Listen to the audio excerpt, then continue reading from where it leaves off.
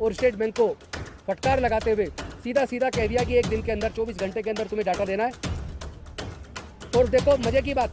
कि 24 घंटे के अंदर सुप्रीम कोर्ट ने वो पूरा का पूरा data election commission of India को दे दिया। अब सवाल ये है कि वो 30 जून तक का टाइम किस लिए मांग रहे थे? एसबीआई ने सारा डाटा चुनाव आयोग को दे दिया। तो सवाल ये है कि वो 30 जून तक का टाइम किस लिए मांग रहे थे?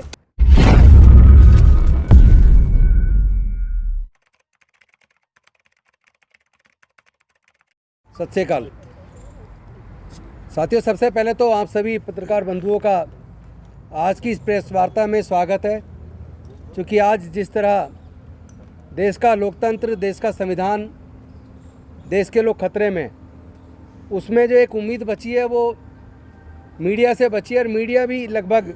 मेन स्ट्रीम मीडिया पूरी तरह भारतीय जनता पार्टी के कब्जे में है, पूरी तरह गुलामी के तहत काम कर रहा है। लेकिन जो यूट्यूबर्स आप लोग हैं, आपके माध्यम से पूरे देश में लोकतंत्र को बचाने की लड़ाई जो चल रही है, आपके माध्यम से लोगों तक सूचना जा रही है। इसके लिए मैं आप सबका आभार व्यक्त करता हूं, स्वागत करता हूं। साथियों, सबसे पहले तो मैं माननीय सर्वोच्च न्यायालय का इस बात के लिए धन्यवाद करूंगा कि उन्होंने पहले तो इलेक्टोरल बॉन्ड, जो चुनावी चंदा, जो एक बहुत बड़ा घोटाला था, उसके ऊपर जो उन्होंने जजमेंट दी और इलेक्टोरल बॉन्ड को एक तरीके से अवैध घोषित किया। और उसके बाद स्टेट बैंक ऑफ इंडिया को जो डायरेक्शन दी कि इलेक्शन कमीशन ऑफ इंडिया 6 फरवरी तक सारी चुनावी चंदे की, सारी इलेक्टोरल बॉन्ड की पूरी सूचना इलेक्शन कमीशन को दे और इलेक्शन कमीशन 15 तारीख तक उसको पब्लिक डोमेन में डाले। लेकिन एक घिनौनी हरकत भारतीय जनता पार्टी के इशारे पर, या ये कहूँ मोदी जी के इशारे पर, भारत के स्टेट बैंक ऑफ इंडिया ने की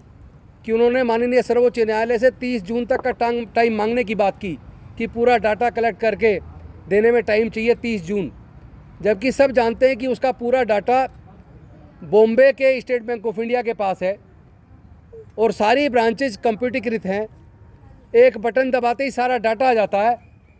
लेकिन इसमें बेहद सख्त रवैया अपनाते हुए माननीय सर्वोच्च न्यायालय ने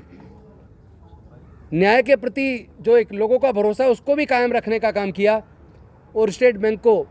फटकार लगाते हुए सीधा सीधा कह दिया कि एक दिन के अंदर, 24 घंटे के अंदर तुम्हें डाटा देना है। और देखो मजे की बात कि 24 घंटे के अंदर सुप्रीम कोर्ट ने वो पूरा का पूरा data election commission of India को दे दिया। अब सवाल ये है कि वो 30 जून तक का टाइम किस लिए मांग रहे थे? एसबीआई ने सारा डाटा चुनाव आयोग को दे दिया। तो सवाल ये है कि वो 30 जून तक का टाइम किस लिए मांग रहे थे, किसके इशारे पे मांग रहे थे? ऐसा कौन सा घोटाला जो खुल जाने वाला था? ऐसे कौन से बड़े कॉरपोरेट हैं, कौन से ऐसे पूंजीवादी घराने हैं जिन लोगों ने ये सारा घोटाला किया और चंदे के बदले में धंधा हासिल किया? और उन्होंने हो सकता है लाखों करोड़ का भारत सरकार से या उनकी जो स्टेट गवर्नमेंट से उनसे कॉन्ट्रैक्ट हासिल किए हों। तो ये आज सार्वजनिक हो जाएगा, 15 तारीख को वो पब्लिक डोमेन में भी आ जाएगा। इसके लिए मैं सर्वोच्च न्यायालय का आभार व्यक्त करता हूं। साथ ही साथ पिछले कई महीनों से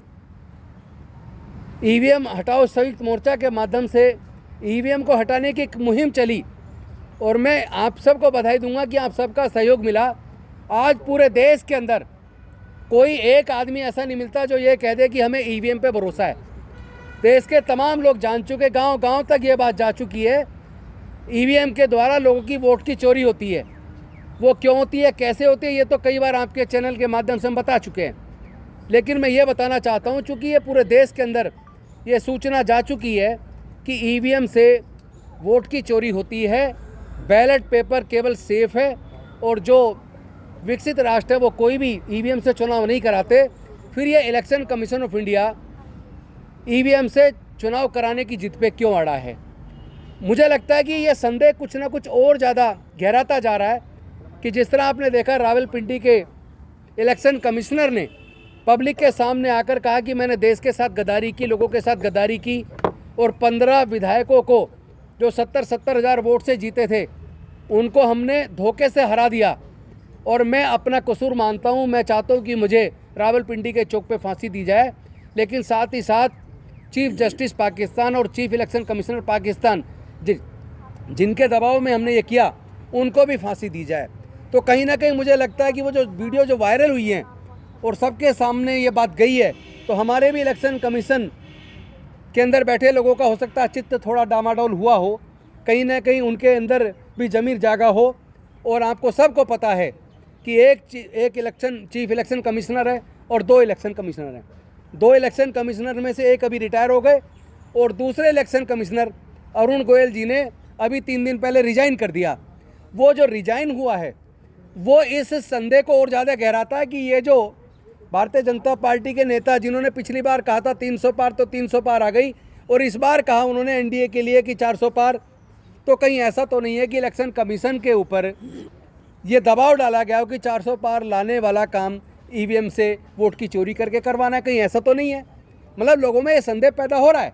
और वो संदेह बढ़ता जा रहा है, और संदेह इसलिए भी ज़्यादा बढ़ जाता है क्योंकि सर्वोच्च न्यायालय ने एक व्यवस्था दी थी ताकि निष्पक्ष, स्वतंत्र, पारदर्शी चुनाव हो, जो भारत का संविधान चुनाव आयोग को जो जिम्मेदारी देता है,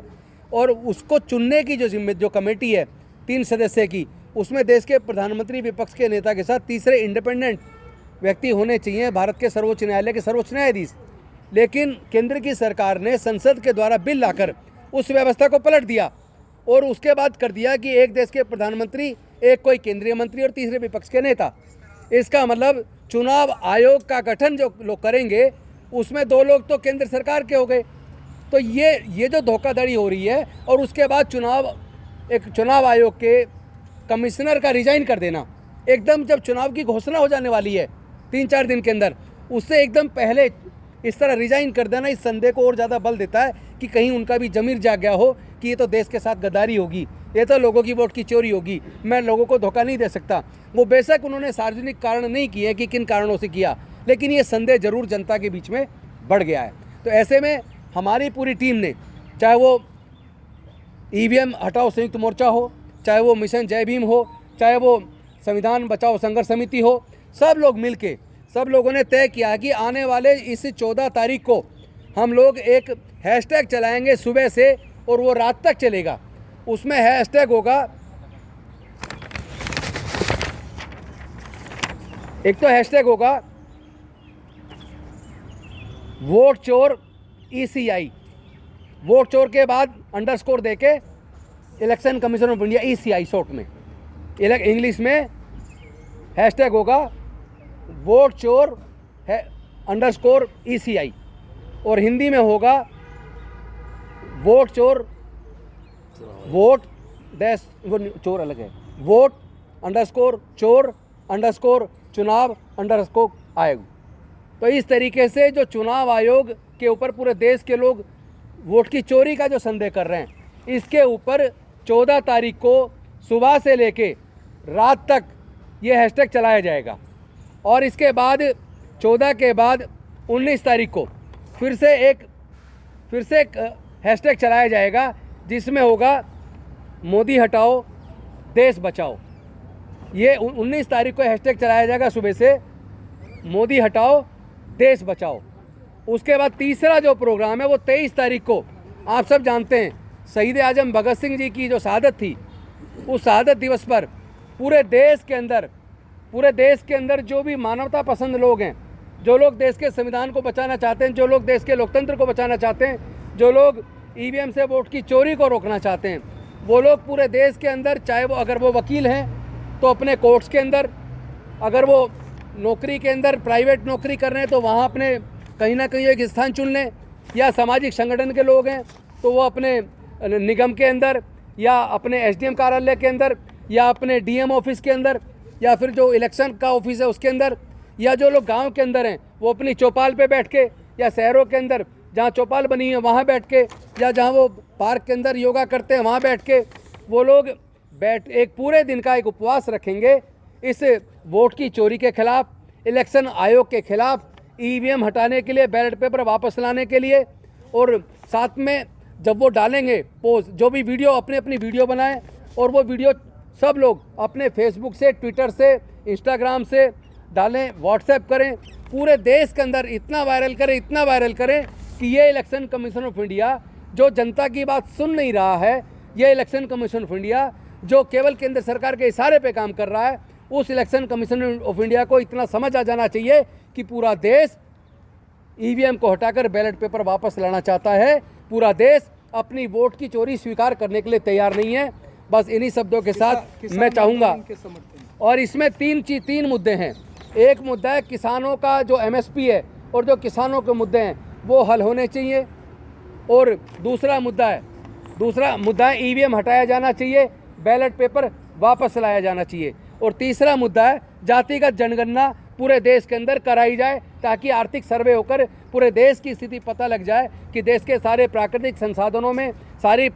सरकारी नौकरियों में, ऊंचे ऊंचे पदों पर, कोर्ट के अंदर किस जाति के कितने लोग बैठे हुए हैं और कौन लोग हैं जो देश में हिस्सेदारी से वंचित रह गए हैं।